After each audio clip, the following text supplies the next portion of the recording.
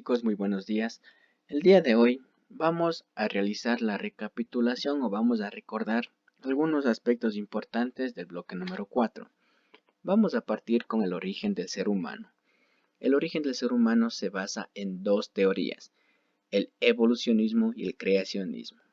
El evolucionismo son relatos plasmados en la Biblia sobre la creación de la Tierra, del universo y todos los seres que habitamos en ella por un ser supremo llamado Dios, y que este ser supremo creó todo en 7 días. Aquí vamos a dejarles un video para que puedan basarse un poco más en esta teoría. Para no alargarnos mucho, vamos a pasar al evolucionismo. El evolucionismo son transformaciones o explicaciones sobre la evolución de las especies que habitamos en ella, en la Tierra. Para esto teníamos a Charles Darwin y a Anaximandro, que analizaron toda la evolución o el proceso de evolución de esta teoría. Y nos decían que son el conjunto de transformaciones que a través del tiempo dieron paso a todas las formas de vida que existen en la Tierra, a partir de un antepasado en común.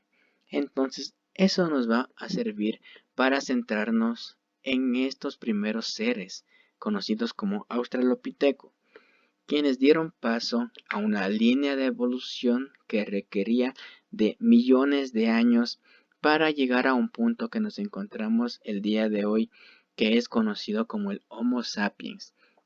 Recuerden que esta línea de evolución requería de adaptaciones con nuestras características, a ciertas características que estaban plasmadas en el cráneo, en la forma de su postura, en la forma de construir y obtener alimentos, armas y utensilios, hasta el día de hoy, que es la creación y el perfeccionamiento de algunos objetos. Todo este proceso de evolución y transformación se le denomina hominización. Sí, todo este proceso alcanzó un desarrollo hasta conocernos como el día de hoy, que somos los Homo sapiens sapiens. Recuerden que esta línea larga de evolución requería de millones de años, millones de siglos para alcanzar lo que estamos el día de hoy con nuestras características particulares. Este proceso dio paso a una bipedestación. Eso quiere decir el desplazamiento en dos extremidades, las cuales nosotros las conocemos como piernas. Sí nos permitieron una mejor velocidad, un mejor desplazamiento, nos permitió usar las manos de manera libre para obtener alimentos, para construir cosas, para defendernos. Nuestra masa cerebral se multiplicó. Recuerden, de los primeros seres tenían una masa inferior que carecía de inteligencia, carecía del razonamiento, de la manera en cómo sentían, de cómo se expresaban. Hasta el día de hoy, que poseemos una masa cerebral que se multiplicó y dio evolución a la capacidad de razonamiento. Esta capacidad de razonamiento también nos permite aprender. La capacidad de aprender es mucho más rápida.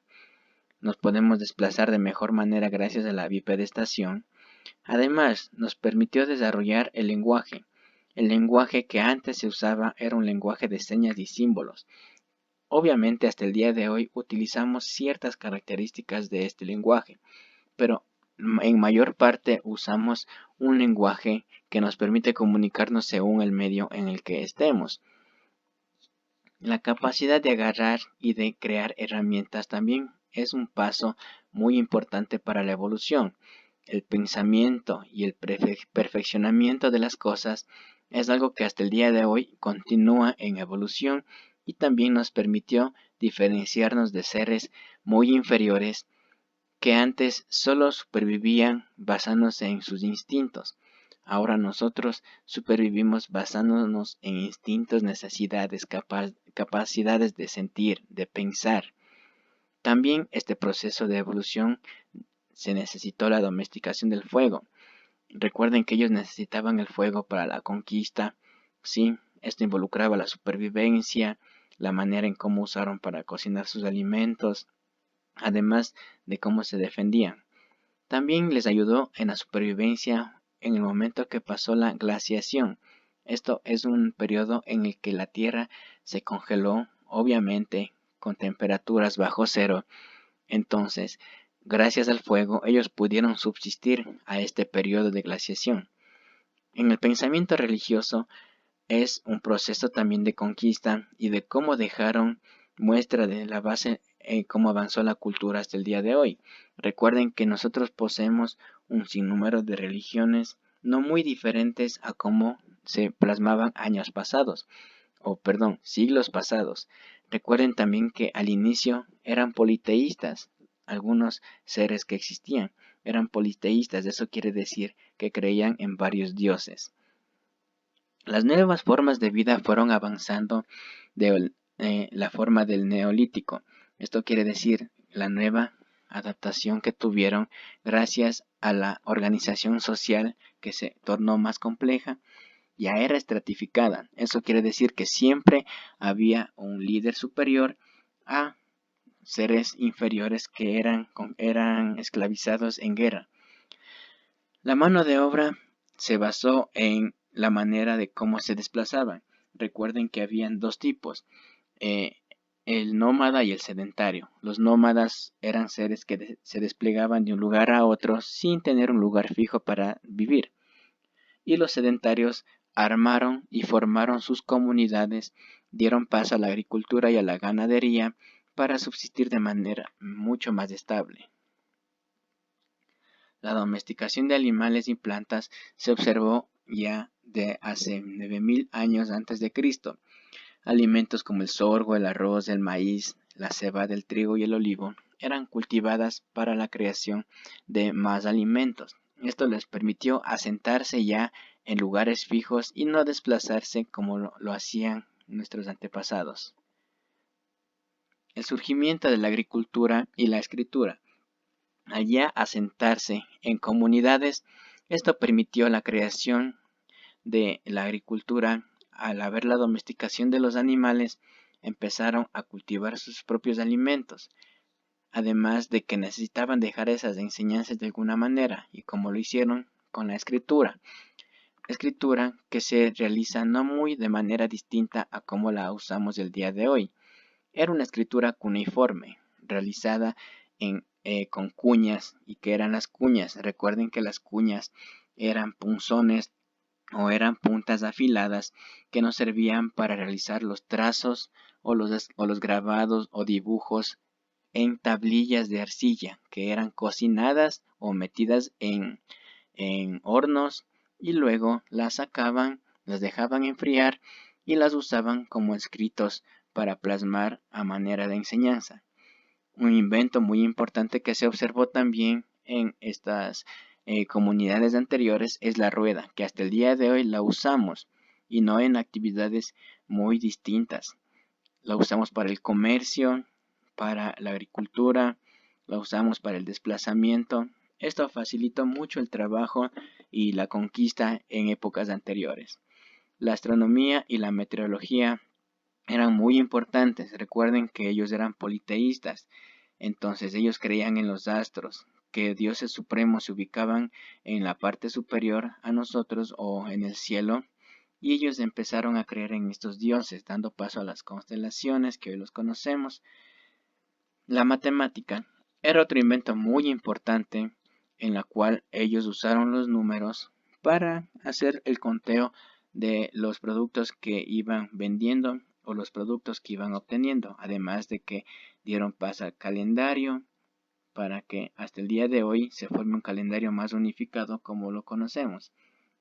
Las leyes, un invento muy importante que hasta el día de hoy permitió a las comunidades crecer, avanzar, conquistar y más que nada cómo organizarse como comunidades.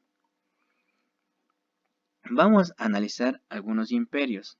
Con este imperio vamos a partir solo esta semana, que es el imperio del Medio Oriente y Egipto. Eran imperios ubicadas entre el río Tigris y Éufrates. Todos estos imperios formaron parte del Medio Oriente y Egipto. ¿Sí? No olviden que no estaban todos los imperios juntos. Estaban dispersos, pero siempre estaban ubicadas entre estos dos ríos. Al ubicarse entre estos dos ríos, les dio muchas ventajas, tanto de comercio, de transporte y la manera que ellos obtenían, que era la pesca, los alimentos. Las civilizaciones de Mesopotamia. Una de las civilizaciones que dio paso a grandes imperios. El primer imperio son los sumerios. Los sumerios que aparecieron hace 3500 a.C. Era una ciudad muy organizada a manera de estados. Esto quiere decir que eran gobernados por las leyes, así que ellos ya tenían un gobernante que regía y decidía todo lo que pasaba en su imperio. El imperio acadio era un pueblo nómada perteneciente a Mesopotamia, quienes conquistaron Sumeria. Gracias al poder que ellos obtenían y a los grandes ejércitos que poseían, les dieron facilidad para conquistar al imperio sumerio. Pero este imperio también decayó hace 2125 años antes de Cristo. Imperio babilónico, que fue un imperio que surgió luego del imperio de Sumerio, apareció hace 1900 años antes de Cristo.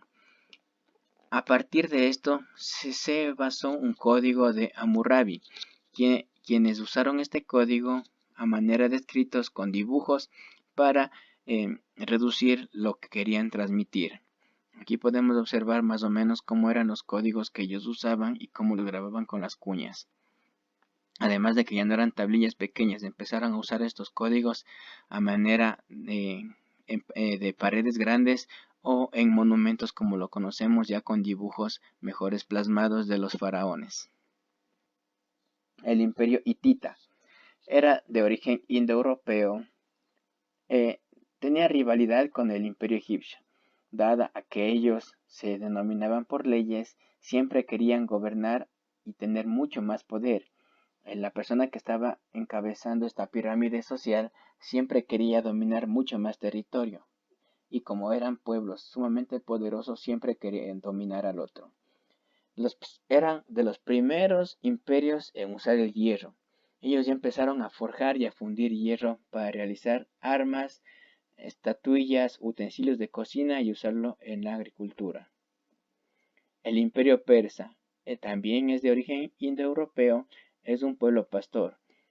Al ser un pueblo pastor, era un pueblo un poco más pacífico. No tenían tan desarrolladas sus armas, pero sí tenían conocimiento de lo que es la guerra, entonces también sabían cómo defender a su imperio.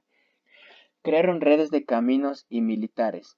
Entonces ellos empezaron a crear rutas para el comercio, para desplazarse y dar crecimiento a su imperio.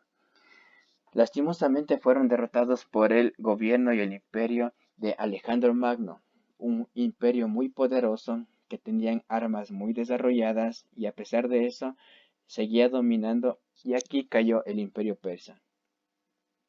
Ahora, vamos a terminar con la sociedad egipcia. La sociedad egipcia, como ya les mencioné anteriormente, cada uno de los imperios tenían leyes, y estas leyes los denominaron para que un ser guiado, un ser supremo, esté sobre los sirvientes siempre. Entonces, en esta cúspide, a manera de pirámides, estaba ubicado el faraón, ese ser al que siempre estaban realizándoles monumentos para que quede constancia de su gobierno. Bajo el faraón, pero no con menos poder, estaban los sacerdotes y los nobles. Bajo ellos estaban los funcionarios y los escribas, quienes plasmaban toda la historia, quienes realizaban todos los escritos que se realizaba durante este periodo. Soldados profesionales estaban bajo los escribas. Eran todos los comandos de guerra que se encargaban de la protección de los reinos y del faraón.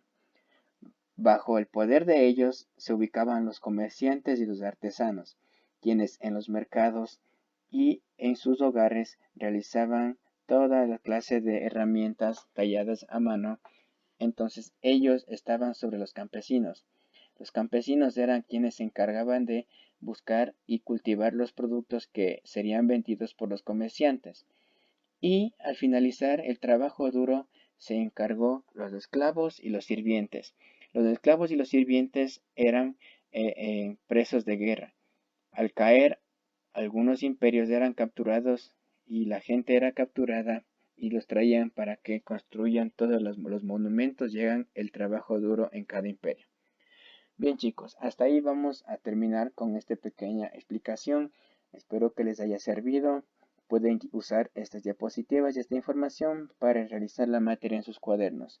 Nos vamos a ver muy pronto al seguir el estudio de los demás imperios. Espero que hayan entendido un poco más y despejado cualquier duda. Pasen bien.